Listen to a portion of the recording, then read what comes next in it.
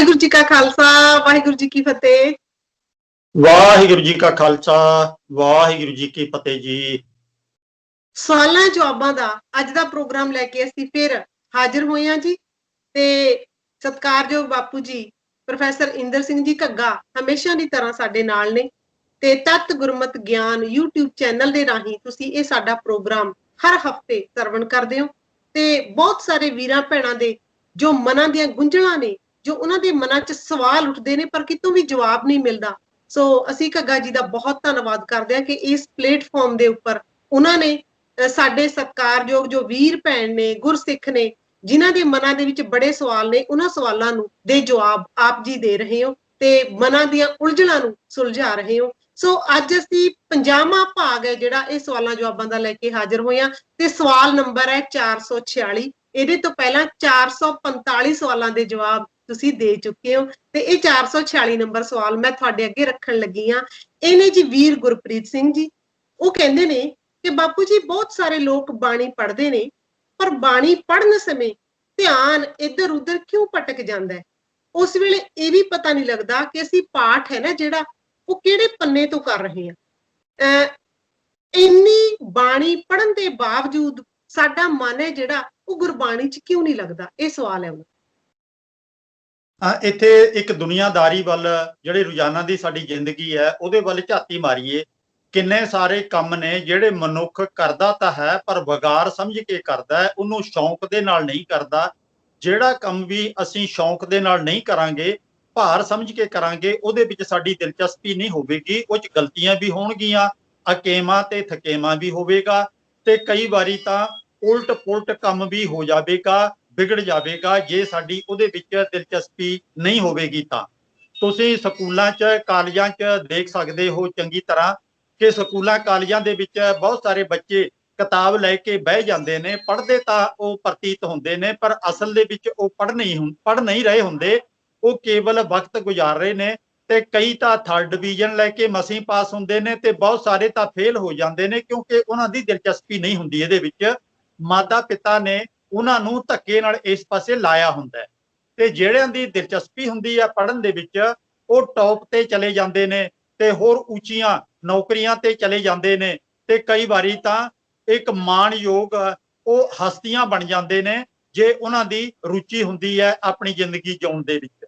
ਇਸੇ ਤਰ੍ਹਾਂ ਸਾਡੀ ਜ਼ਿੰਦਗੀ ਦੇ ਅਨੇਕਾਂ ਪੱਖ ਨੇ, ਜਿਨ੍ਹਾਂ ਪੱਖਾਂ ਦੇ ਵਿੱਚ ਸਾਡੀ ਆਪਣੀ ਦਿਲਚਸਪੀ ਹੋਵੇ ਉਹਦੇ ਵਿੱਚ ਸਾਨੂੰ ਸੁੰਦਰਤਾ ਵੀ ਚੰਗੀ ਲੱਗਦੀ ਹੈ। ਸੋਹਣਾ ਬਣਨ ਦਾ ਇਨਸਾਨ ਯਤਨ ਕਰਦਾ ਹੈ, ਗੁਣਵਾਨ ਬਣਨ ਦਾ ਯਤਨ ਕਰਦਾ ਹੈ।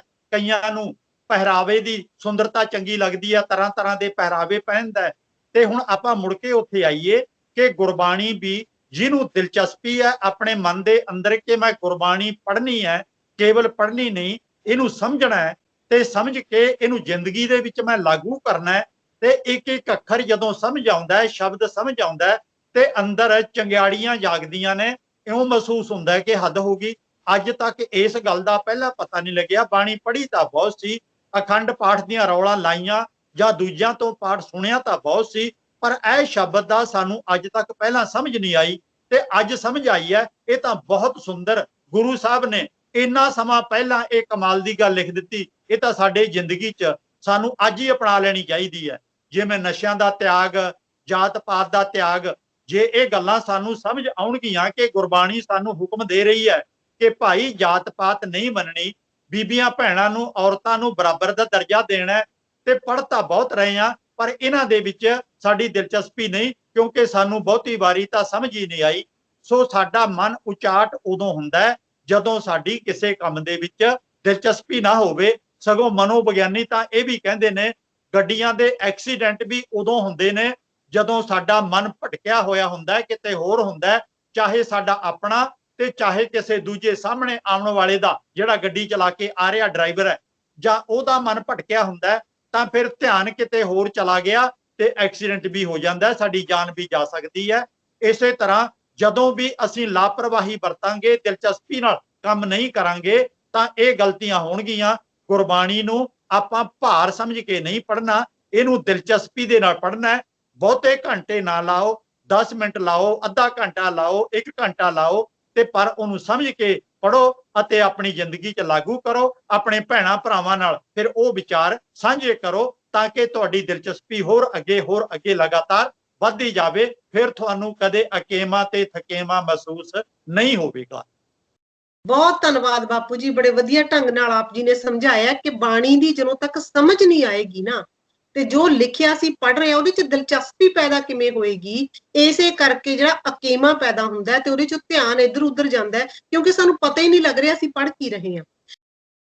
447 ਨੰਬਰ ਜਿਹੜਾ ਸਵਾਲ ਹੈ ਬਾਪੂ ਜੀ, ਇਹ ਭਾਈ ਰਾਮ ਸਿੰਘ, ਪਿੰਡ ਰਸੂਲਪੁਰ, ਤਹਿਸੀਲ ਜਗਰਾਉਂ, ਜ਼ਿਲ੍ਹਾ ਲੁਧਿਆਣਾ ਤੋਂ ਪੁੱਛ ਰਹੇ ਨੇ ਕਿ ਤੁਰ ਲੇਖ ਲਿਖਿਆ ਸੋ ਕਮਾਵਣਾ ਕੋਈ ਮੇਟਣ ਹਾਰ। ਇਹ ਅਰਥ ਦੱਸੋ ਜੀ, ਇਹਦੇ ਕੀ ਨੇ? ਸ਼ਾਇਦ ਗੁਰਬਾਣੀ ਦੇ ਵਿੱਚੋਂ ਉਹਨਾਂ ਨੇ ਕੋਈ ਸ਼ਬਦ ਹੈ, ਉਹਦੀ ਕੋਈ ਇੱਕ ਪੰਕਤੀ ਜਾਂ ਅੱਧੀ ਪੰਕਤੀ ਉਹਨਾਂ ਨੇ ਆਪ ਜੀ ਦੇ ਸਾਹਮਣੇ ਰੱਖੀ ਹੈ। ਉਹ ਜਾਣਨਾ ਚਾਹੁੰਦੇ ਨੇ ਕਿ ਇਹਦੇ ਅਰਥ ਕੀ ਬਣਦੇ ਨੇ, ਤੁਸੀਂ ਉਹਨਾਂ ਨੂੰ ਸਮਝਾਓ। ਤੇ ਬਾਕੀ ਹੋਰ ਵੀ ਸਾਰੇ ਸਾਡੇ ਸੁਣਨ ਵਾਲੇ ਨੇ, ਪ੍ਰੋਗਰਾਮ ਨੂੰ ਦੇਖਣ ਵਾਲੇ ਨੇ, ਉਹਨਾਂ ਨੂੰ ਵੀ ਸਮਝ ਆ ਜਾਏਗੀ। ਇਹਨੂੰ ਆਪਾਂ ਪਹਿਲਾਂ ਵੀ ਮੈਂ ਬੇਨਤੀ ਕਈ ਵਾਰੀ ਕੀਤੀ ਹੈ, ਅੱਗੋਂ ਵੀ ਸਰੋਤੇ ਧਿਆਨ ਰੱਖਣ ਇਸ ਗੱਲ ਦਾ। ਕਦੇ ਵੀ ਇੱਕ ਪੰਕਤੀ ਦੇ ਨਾਲ ਅਰਥ ਸਪਸ਼ਟ ਨਹੀਂ ਹੁੰਦੇ।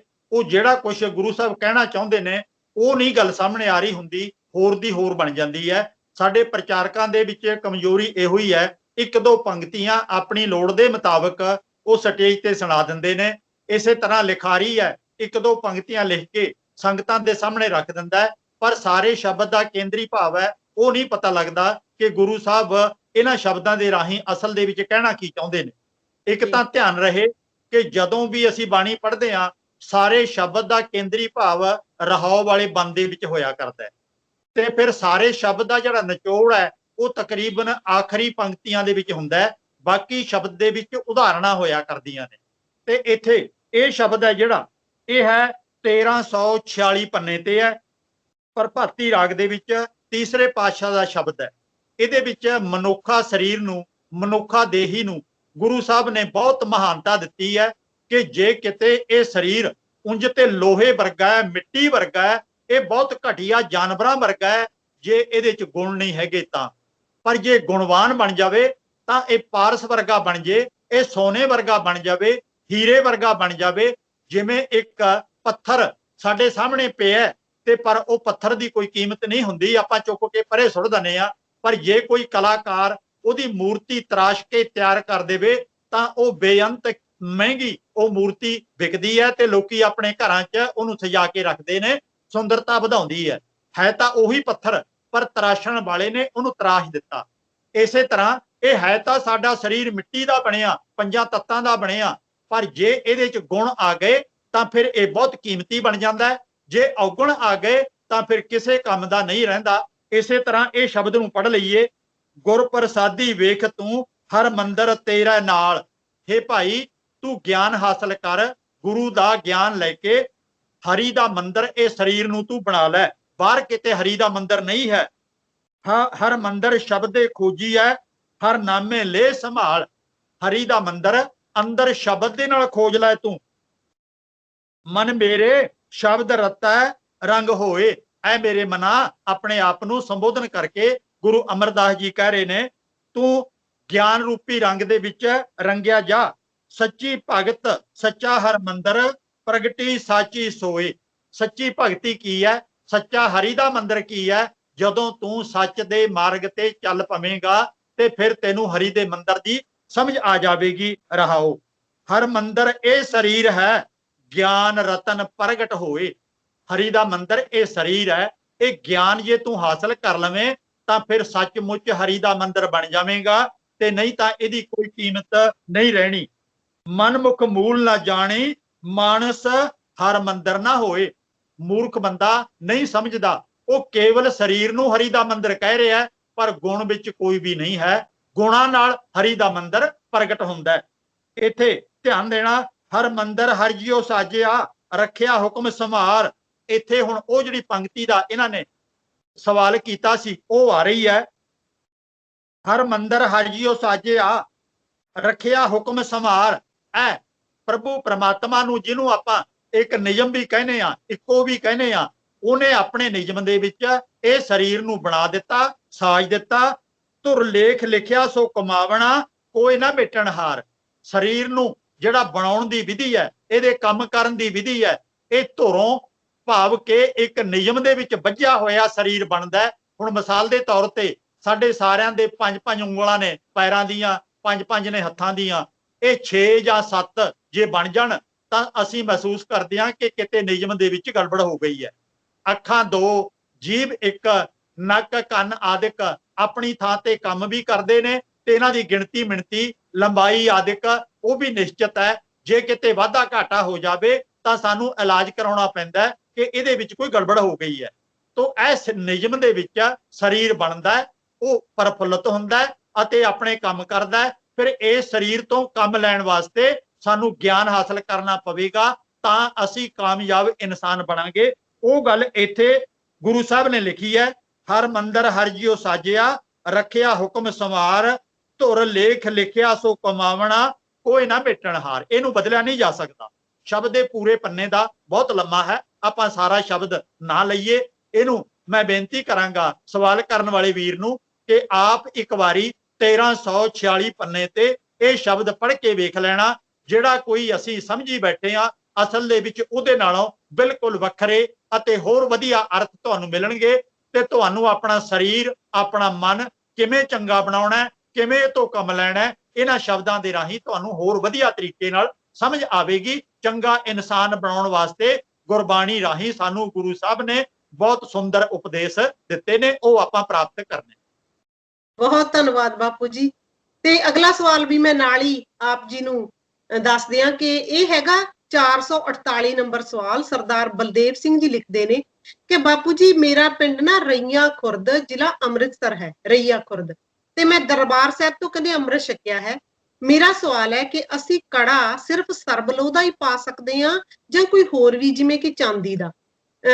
ਚਾਂਦੀ ਦੇ ਕੜੇ ਦੇ ਨਾਲ ਜੇ ਅਸੀਂ ਪਾਈਏ ਤਾਂ ਫਿਰ ਲੋਹੇ ਦਾ ਕੜਾ ਵੀ ਪਾਉਣਾ ਜ਼ਰੂਰੀ ਹੈ? ਇੱਥੇ ਇੱਕ ਮੈਂ ਵੀ ਥੋੜਾ ਜਿਹਾ ਸਵਾਲ ਆਪਣਾ ਵੀ ਐਡ ਕਰ ਲਵਾਂ।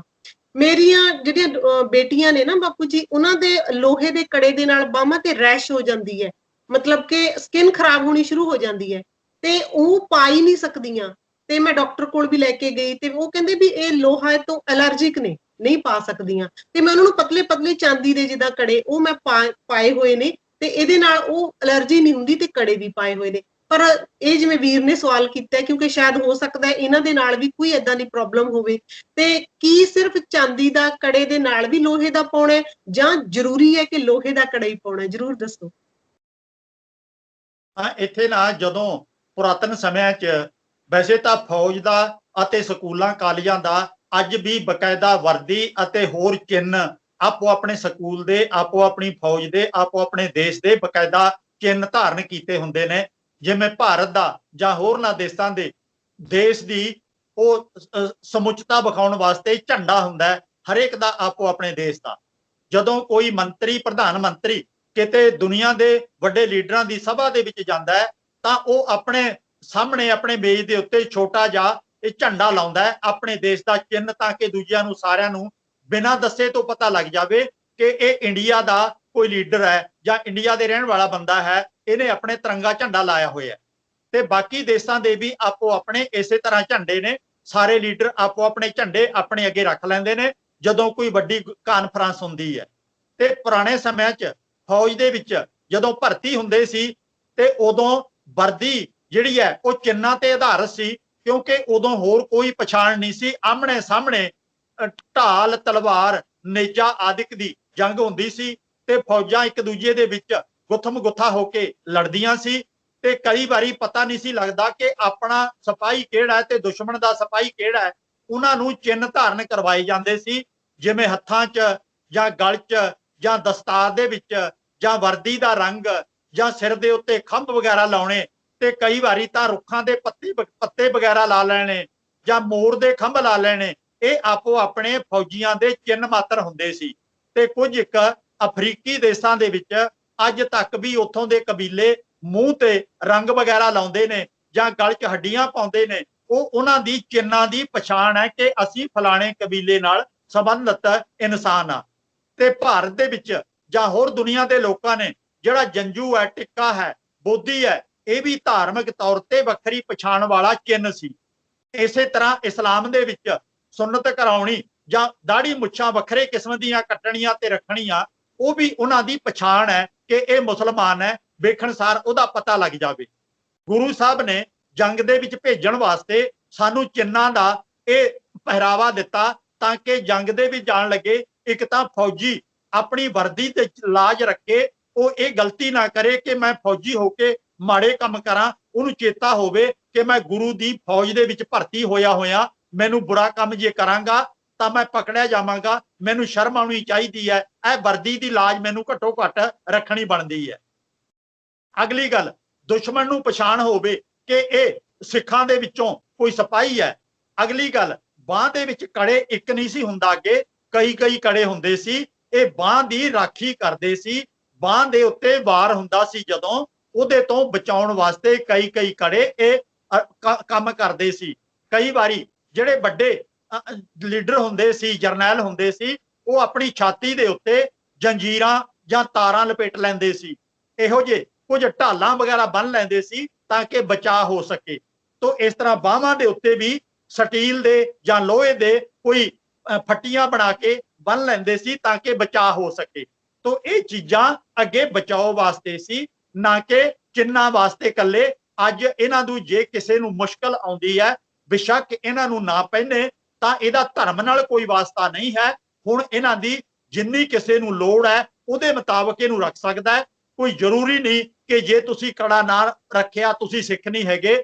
ਸਿੱਖ ਬਣਨਾ ਹੈ ਗੁਰਬਾਣੀ ਪੜ੍ਹ ਕੇ, ਚੰਗੇ ਇਨਸਾਨ ਬਣ ਕੇ। ਇਹ ਜਿਹੜੇ ਚਿੰਨ੍ਹ ਨੇ ਇਹ ਫੌਜੀ ਵਰਦੀ ਦਾ ਅੰਗ ਨੇ, ਸਾਡੇ ਸਿੱਖ ਹੋਣ ਦੀ ਪਛਾਣ ਨੇ। ਜੇ ਕੋਈ ਮੁਸ਼ਕਲ ਹੈ ਰਸਤੇ ਦੇ ਵਿੱਚ ਤਾਂ ਕੋਈ ਗੱਲ ਨਹੀਂ, ਅਲਰਜੀ ਵਗੈਰਾ ਹੋਣੀ ਜਾਂ ਕੋਈ ਹੋਰ ਕਾਰਨ ਹੋਣਾ, ਤਾਂ ਇਹ ਕੜਾ ਨਾ ਵੀ ਪਾਇਆ ਜਾਵੇ ਤਾਂ ਆਪਣੇ ਆਪ ਨੂੰ ਘਟੀਆ ਮਹਿਸੂਸ ਨਹੀਂ ਕਰਨਾ, ਹੀਣ ਭਾਵਨਾ ਮਨ ਚ ਨਹੀਂ ਲਿਆਉਣੀ।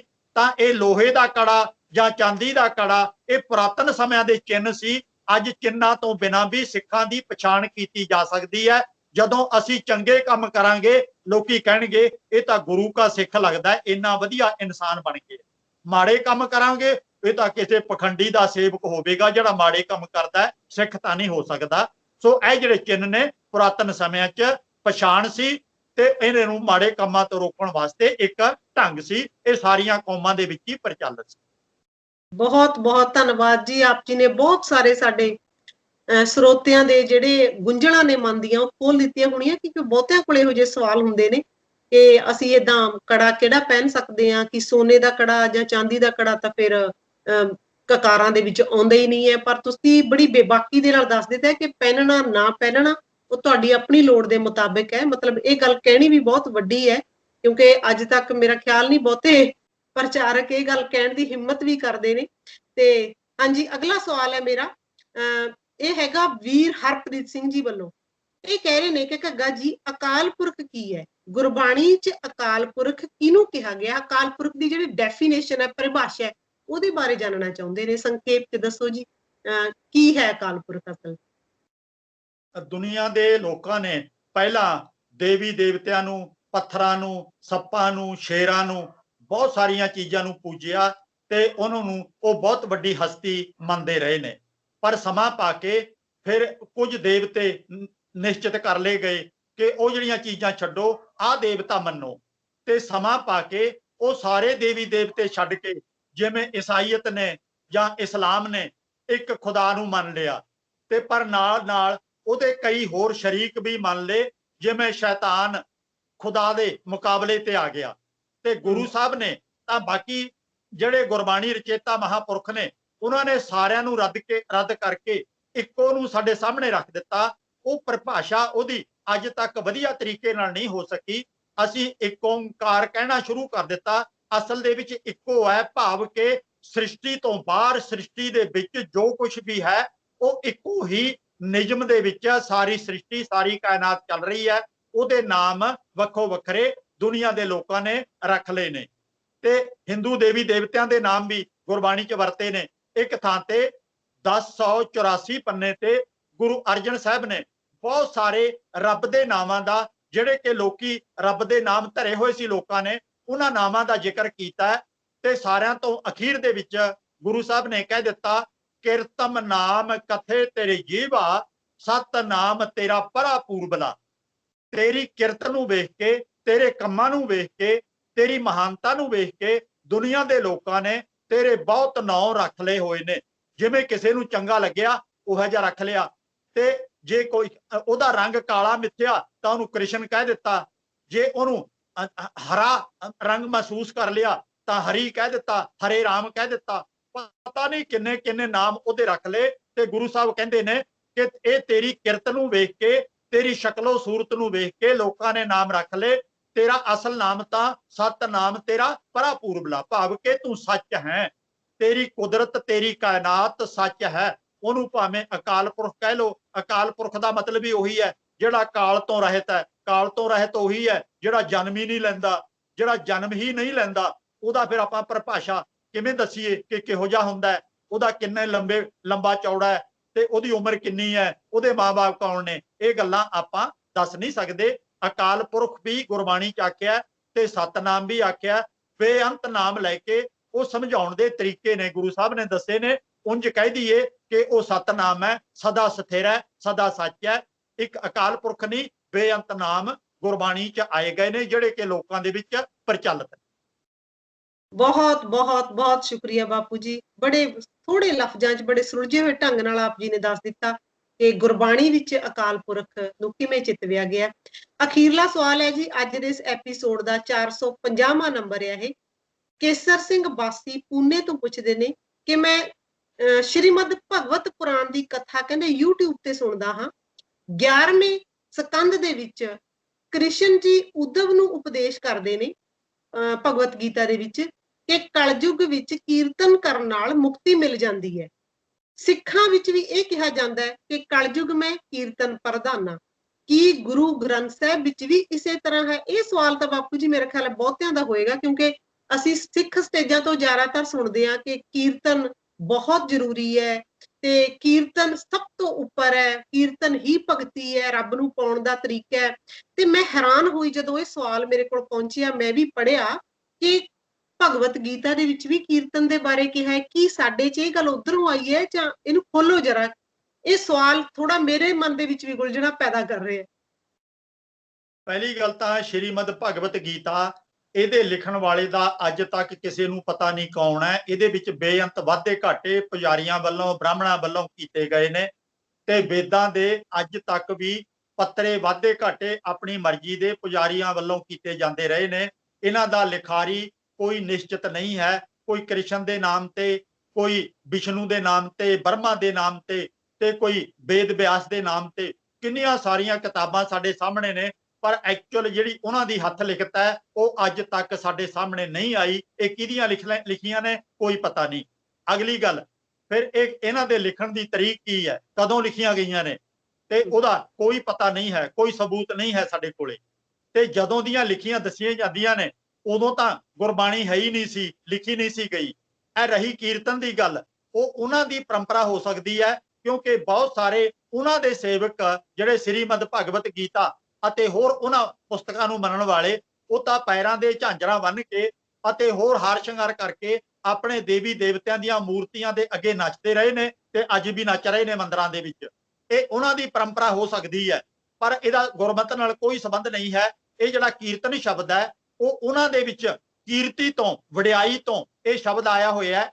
ਇਹਨੂੰ ਜਿਹੜਾ ਬਾਜੇ ਢੋਲਕੀਆਂ ਨਾਲ ਕੀਰਤਨ ਹੈ, ਇਹਦੇ ਨਾਲ ਇਹਦਾ ਕੋਈ ਸੰਬੰਧ ਨਹੀਂ ਹੈ। ਇਹ ਕੀਰਤੀ ਤੋਂ ਹੈ, ਸੋਭਾ ਤੋਂ ਹੈ। ਰਹੀ ਗੱਲ ਗੁਰਬਾਣੀ ਦੇ ਵਿੱਚ ਕਲਯੁਗ ਮੈਂ ਕੀਰਤਨ ਪ੍ਰਧਾਨਾ, ਇੱਥੇ ਅਗਲੀ ਪੰਕਤੀ ਕੋਈ ਨਹੀਂ ਪੜ੍ਹਦਾ ਕੀਰਤਨ ਕਰਨ ਵਾਲਾ, ਤੇ ਅਗਲੀ ਪੰਕਤੀ 'ਚ ਕੀ ਹੈ, ਗੁਰਮੁਖ ਜਪੀਐ ਲਾਏ ਧਿਆਨਾ। ਅਗਲੀ ਪੰਕਤੀ 'ਚ ਜਪੀਐ ਆ ਗਿਆ, ਪਹਿਲਾਂ ਤਾਂ ਕੀਰਤਨ ਆ ਗਿਆ, ਫਿਰ ਜਪਣਾ ਆ ਗਿਆ। ਤੇ ਇਹ ਨਹੀਂ ਸੋਚਦੇ ਕਿ ਜਪਣਾ ਜ਼ਰੂਰੀ ਹੈ ਕਿ ਕੀਰਤਨ ਜ਼ਰੂਰੀ ਹੈ। ਇੱਕ ਗੱਲ ਮੈਂ ਸਪਸ਼ਟ ਕਰਕੇ ਦੱਸਾਂ ਕਿ ਅੱਜ ਤੱਕ ਦੁਨੀਆ ਦੇ ਵਿੱਚ ਜਿੰਨੇ ਇਨਕਲਾਬ ਆਏ ਨੇ ਉਹ ਕੀਰਤਨ ਨਾਲ, ਸੰਗੀਤ ਨਾਲ ਨਹੀਂ ਆਏ। ਉਹ ਲੈਕਚਰ ਨਾਲ ਅਤੇ ਚੰਗੀਆਂ ਕੀਮਤੀ ਲਿਖਤਾਂ ਦੇ ਨਾਲ ਦੁਨੀਆ 'ਚ ਇਨਕਲਾਬ ਆਏ ਨੇ। ਕੀਰਤਨ ਨੇ ਲੋਕਾਂ ਨੂੰ ਬੋਲੇ ਬਣਾਇਆ, ਉਹ ਕੰਨ ਰਸ ਸੁਣ ਕੇ ਲੋਕਾਂ ਨੂੰ ਝੂਮਣ ਵਾਲੇ ਬਣਾਇਆ, ਨੱਚਣ ਗਾਉਣ ਵਾਲੇ ਬਣਾਇਆ, ਹੱਥਾਂ 'ਚ ਤੇਗਾਂ ਲੈ ਕੇ ਮੈਦਾਨਾਂ 'ਚ ਨਿਤਰਨ ਵਾਲੇ ਨਹੀਂ ਬਣਾਇਆ, ਦੁਸ਼ਮਣ ਦੇ ਦੰਦ ਖੱਟੇ ਕਰਨ ਵਾਲੇ ਨਹੀਂ ਬਣਾਇਆ। ਇੱਕ ਪ੍ਰੋਫੈਸਰ ਇਸ ਗੱਲ ਤੇ ਮੇਰੇ ਨਾਲ ਬਹੁਤ ਬਹਿਸ ਮੁਬਾਸਾ ਕੀਤਾ, ਕਹਿਣ ਲੱਗਿਆ ਤੁਸੀਂ ਕੀਰਤਨ ਦੀ ਨਿੰਦਿਆ ਕਰਦੇ ਹੋ। ਮੈਂ ਕਿਹਾ ਮੈਂ ਤੈਨੂੰ ਸ਼ਰਤ ਇੱਕ ਰੱਖਣ ਲੱਗਿਆ, ਦੁਨੀਆ ਦੇ ਵਿੱਚ ਕਿਸੇ ਵੀ ਦੇਸ਼ ਦੇ ਵਿੱਚ ਜਿੱਥੇ ਕਿਤੇ ਇਨਕਲਾਬ ਆਇਆ ਉਹ ਦੱਸਦੇ ਵੀ ਕਿਹੜੇ ਦੇਸ਼ ਦੇ ਵਿੱਚ ਕੀਰਤਨ ਦੇ ਨਾਲ ਇਨਕਲਾਬ ਆਇਆ। ਉਹ ਚੁੱਪ ਕਰਕੇ ਸਿਰ ਫੜ ਕੇ ਬਹਿ ਗਿਆ, ਕਹਿੰਦਾ ਇਹ ਤਾਂ ਪਤਾ ਨਹੀਂ ਹੈ। ਮੈਂ ਕਿਹਾ ਫਿਰ ਮੈਂ ਤੈਨੂੰ ਸੈਂਕੜੇ ਦੇਸ਼ਾਂ ਦੇ ਨਾਮ ਗਿਣਾ ਸਕਦਾ ਜਿੱਥੇ ਚੰਗੀ ਲਿਖਤ ਅਤੇ ਜ਼ੋਰਦਾਰ ਜੋਸ਼ੀਲੇ ਲੈਕਚਰਾਂ ਦੇ ਨਾਲ ਜਿਹੜਾ ਇਨਕਲਾਬ ਆਇਆ ਉਹ ਕੀਰਤਨ ਦੇ ਨਾਲ ਨਹੀਂ ਆਉਂਦਾ। ਇਹ ਤਾਂ ਕੀਰਤੀ ਹੈ, ਵਡਿਆਈ ਕਰਨੀ, ਸੋਭਾ ਕਰਨੀ, ਰੱਬ ਨੂੰ ਯਾਦ ਰੱਖਣਾ ਤੇ ਚੰਗੇ ਕੰਮ ਕਰਨੇ ਤੇ ਬੁਰਾਈਆਂ ਤੋਂ ਬਚ ਕੇ ਰਹਿਣਾ, ਉਹ ਭਾਵਨਾ ਹੈ ਇਹਦੇ ਵਿੱਚ। ਆ ਜਿਹੜੇ ਵਾਜੇ ਢੋਲਕੀਆਂ ਵਾਲੇ ਕੀਰਤਨ ਨੇ ਇਹਦਾ ਕੋਈ ਮਤਲਬ ਨਹੀਂ ਇਹਦੇ ਨਾਲ। ਇੱਥੇ ਆਪਾਂ ਪਹਿਲਾਂ ਵਿਚਾਰ ਕੀਤੀ ਹੈ, ਗੁਰਬਾਣੀ ਵਿੱਚ ਸ਼ਬਦ, ਗਿਆਨ, ਧਿਆਨ, ਜਾਪਣਾ, ਪੜ੍ਹਨਾ, ਮੰਨਣਾ, ਗਾਉਣਾ, ਧਿਆਉਣਾ, ਕਿੰਨੇ ਤਰੀਕਿਆਂ ਨਾਲ ਇਸ ਗੱਲ ਨੂੰ ਸਮਝਾਉਣ ਵਾਸਤੇ ਸ਼ਬਦਾਂ ਦੀ ਵਰਤੋਂ ਕੀਤੀ ਗਈ ਹੈ। ਇਸ ਤਰ੍ਹਾਂ ਜਿਵੇਂ ਕਲਯੁਗ ਮੈਂ ਕੀਰਤਨ ਪ੍ਰਧਾਨਾ, ਗੁਰਮੁਖ ਜਪੀਐ ਲਾਏ ਧਿਆਨਾ। ਗੁਰਬਾਣੀ 'ਚ ਇਹ ਵੀ ਤਾਂ ਆਉਂਦਾ ਹੈ, ਕੋਈ ਗਾਵੈ ਰਾਗੀ ਨਾਦੀ ਬੇਦੀ ਬਹੁ ਭਾਂਤ ਕਰ, ਨਹੀਂ ਹਰ ਹਰ ਭੀਜੈ ਰਾਮ ਰਾਜੇ। ਜਿਨ੍ਹਾਂ ਅੰਤਰ ਕਪਟ ਵਿਕਾਰ ਹੈ ਤਿਨਾਂ ਰੋਏ ਕਿਆ ਕੀਜੈ। ਜਿਨ੍ਹਾਂ ਦੇ ਅੰਦਰ ਖੋਟ ਹੈ, ਬਾਹਰੋਂ ਭਾਵੇਂ ਕੀਰਤਨ ਦਾ ਵਿਖਾਵਾ ਕਰਦੇ ਨੇ, ਉਹ ਤਾਂ ਕੀਰਤਨ ਨਹੀਂ ਕਰਦੇ, ਉਹ ਤਾਂ ਚੀਕਾਂ ਮਾਰਦੇ ਨੇ, ਰੋ ਰਹੇ ਨੇ। ਉਹ ਕੀਰਤਨ ਨਹੀਂ ਕਰਦੇ, ਪੈਸੇ ਵਾਸਤੇ ਲੋਕਾਂ ਅੱਗੇ ਲਿਲਕੜੀਆਂ ਕੱਢਦੇ ਨੇ ਕਿ ਭਾਈ ਸਟੇਜ ਤੇ ਥੋੜੇ ਬਹੁਤੇ ਪੈਸੇ ਰੱਖ ਦੋ ਕੋਈ। ਅੱਜ ਤਾਂ ਇਹ ਕੀਰਤਨ ਬਣ ਚੁੱਕੇ ਆ। ਸੋ ਇਹਨਾਂ ਗੱਲਾਂ ਤੋਂ ਸਾਵਧਾਨ ਰਹਿਣਾ ਹੈ। ਇੱਕ ਅੱਧੀ ਪੰਕਤੀ ਲੈ ਕੇ ਉਹਦੇ 'ਚ ਉਲਝ ਨਹੀਂ ਜਾਣਾ। ਸਮੁੱਚਤਾ ਗੁਰਬਾਣੀ ਦੀ ਹੈ ਜਿਹੜੀ ਉਹ ਆਪਣੇ ਹਿਰਦੇ 'ਚ ਵਸਾਉਣੀ ਹੈ। ਸਮਝਣਾ ਹੈ ਕਿ ਗੁਰਬਾਣੀ ਨੇ ਇਤਿਹਾਸ ਪੜ੍ਹ ਕੇ ਵੇਖੋ ਕਿਹੋ ਜਿਹੇ ਇਨਸਾਨ ਬਣਾਏ ਨੇ ਤੇ ਅਸੀਂ ਅੱਜ ਕਿਹੋ ਜਿਹੇ ਬਣ ਗਏ ਆ। ਅੱਜ ਸਟੇਜਾਂ ਤੇ ਕੀਰਤਨ ਤਾਂ ਬਹੁਤ ਹੁੰਦਾ ਹੈ, ਪਰ ਅਸੀਂ ਡਰਪੋਕ, ਅਸੀਂ ਕਰਮਕਾਂਡੀ, ਅਸੀਂ ਜਾਤ ਪਾਤੀ, ਅਸੀਂ ਪਤਾ ਨਹੀਂ ਕਿੰਨੀਆਂ ਬੁਰਾਈਆਂ 'ਚ ਉਲਝ ਗਏ ਆ। ਜੇ ਕੀਰਤਨ ਸੱਚਮੁੱਚ ਬਹੁਤ ਵਧੀਆ ਹੁੰਦਾ ਤੇ ਜਿਹੜਾ ਇਹਦਾ ਭਾਵਨਾ ਲੋਕਾਂ ਦੇ ਵਿੱਚ ਦੱਸੀ ਜਾ ਰਹੀ ਹੈ, ਜੇ ਇਹ ਠੀਕ ਉਸੇ ਤਰ੍ਹਾਂ ਹੁੰਦਾ ਤਾਂ ਅੱਜ ਤੱਕ ਅਸੀਂ ਹੋਰ ਤਰ੍ਹਾਂ ਦੇ ਵਧੀਆ ਇਨਸਾਨ ਬਣੇ ਹੁੰਦੇ ਜਿਹੋ ਜਿਹੇ ਗੁਰੂ ਸਾਹਿਬ ਸਾਨੂੰ ਬਣਾਉਣਾ ਚਾਹੁੰਦੇ। ਬਹੁਤ ਬਹੁਤ ਬਹੁਤ ਧੰਨਵਾਦ ਬਾਪੂ ਜੀ। ਸੋ ਅੱਜ ਦੇ ਪ੍ਰੋਗਰਾਮ ਦਾ ਅਸੀਂ ਸਿਲਸਿਲਾ ਜਿਹੜਾ ਇੱਥੇ ਹੀ ਖਤਮ ਕਰਦੇ ਹਾਂ। ਉਮੀਦ ਕਰਦੇ ਹਾਂ ਕਿ ਇਸ ਪ੍ਰੋਗਰਾਮ ਨੂੰ ਵੀ ਸਾਡੇ ਜਿਹੜੇ ਦਰਸ਼ਕ ਨੇ, ਸਰੋਤੇ ਨੇ, ਬੇਹੱਦ ਪਸੰਦ ਕਰਨਗੇ। ਜੇ ਤੁਹਾਨੂੰ ਵੀ ਵਧੀਆ ਲੱਗਦਾ ਹੈ, ਤੁਹਾਡੇ ਮਨ ਦੇ ਵਿੱਚ ਵੀ ਕੋਈ ਸਵਾਲ ਹੈ, ਤਾਂ ਜ਼ਰੂਰ WhatsApp ਦੇ ਉੱਪਰ ਆਪਣਾ ਸਵਾਲ ਲਿਖ ਕੇ ਜਾਂ ਬੋਲ ਕੇ ਤੁਸੀਂ ਬਾਪੂ ਜੀ ਤੱਕ ਭੇਜ ਸਕਦੇ ਹੋ। ਸਾਡੇ ਹਰੇਕ ਪ੍ਰੋਗਰਾਮ ਦੇ ਉੱਪਰ ਸਾਡਾ WhatsApp ਨੰਬਰ ਲਿਖਿਆ ਹੋਇਆ ਹੁੰਦਾ ਹੈ। ਤਤ ਗੁਰਮਤ ਗਿਆਨ YouTube ਚੈਨਲ ਦੇ ਰਾਹੀਂ ਤੁਸੀਂ ਇਸ ਪ੍ਰੋਗਰਾਮ ਨੂੰ ਜ਼ਰੂਰ ਸੁਣਦੇ ਰਿਹਾ ਕਰੋ। ਬਾਪੂ ਜੀ ਦੇ ਹੋਰ ਵੀ ਬਹੁਤ ਸਾਰੇ ਪ੍ਰੋਗਰਾਮ ਨੇ ਜਿਹੜੇ ਤੁਸੀਂ ਇਸੇ ਤਰ੍ਹਾਂ ਉਹਨਾਂ ਦਾ ਆਨੰਦ ਮਾਣਦੇ ਹੋ। ਤੇ ਇਹਦੇ ਨਾਲ ਨਾਲ ਟੈਲੀਗ੍ਰਾਮ ਦੇ ਉੱਪਰ ਵੀ ਬਾਪੂ ਜੀ ਦੇ ਪ੍ਰੋਗਰਾਮ, ਉਹਨਾਂ ਦੀਆਂ ਕਿਤਾਬਾਂ ਤੇ ਮੌਜੂਦ ਨੇ। ਤੇ ਆਪ ਜੀ ਜ਼ਰੂਰ ਲਾਹਾ ਲਓ ਤੇ ਬਹੁਤ ਸਾਰੀਆਂ ਮਨ ਦੀਆਂ ਜਿਹੜੀਆਂ ਉਲਝਣਾਂ ਨੇ ਉਹ ਉਹਨਾਂ ਦੀਆਂ ਗੁੰਝਲਾਂ ਖੁੱਲਣਗੀਆਂ ਤੇ ਮਨ ਵਿਸ਼ਾਲ ਹੋਏਗਾ। ਤੇ ਇਸ ਮਨ ਨੂੰ ਹੋਰ ਵਿਸ਼ਾਲ ਕਰੀਏ, ਗਿਆਨ ਹਾਸਲ ਕਰੀਏ, ਸਿਆਣੇ ਬਣੀਏ, ਆਪਣੇ ਆਉਣ ਵਾਲੇ ਜਿਹੜਾ ਭਵਿੱਖ ਹੈ ਸਾਡਾ ਉਹਨੂੰ ਸੁਰੱਖਿਅਤ ਕਰਨ ਦੇ ਲਈ, ਵਧੀਆ ਬਣਾਉਣ ਦੇ ਲਈ ਆਪਣਾ ਯੋਗਦਾਨ ਪਾਈਏ। ਬਾਪੂ ਜੀ ਫੇਰ ਮਿਲਣ ਦਾ ਵਾਅਦਾ ਕਰਕੇ ਅਸੀਂ ਫਤਿਹ ਬੁਲਾਉਂਦੇ ਹਾਂ। ਇੱਥੇ ਹੀ ਹੋਈਆਂ ਭੁੱਲਾਂ ਗਲਤੀਆਂ ਦੇ ਲਈ ਮੈਂ ਖਿਮਾ ਮੰਗ ਲੈਂਦੀ ਹਾਂ। ਫਤਿਹ ਬੁਲਾਈਏ ਜੀ। ਵਾਹਿਗੁਰੂ ਜੀ ਕਾ ਖਾਲਸਾ, ਵਾਹਿਗੁਰੂ।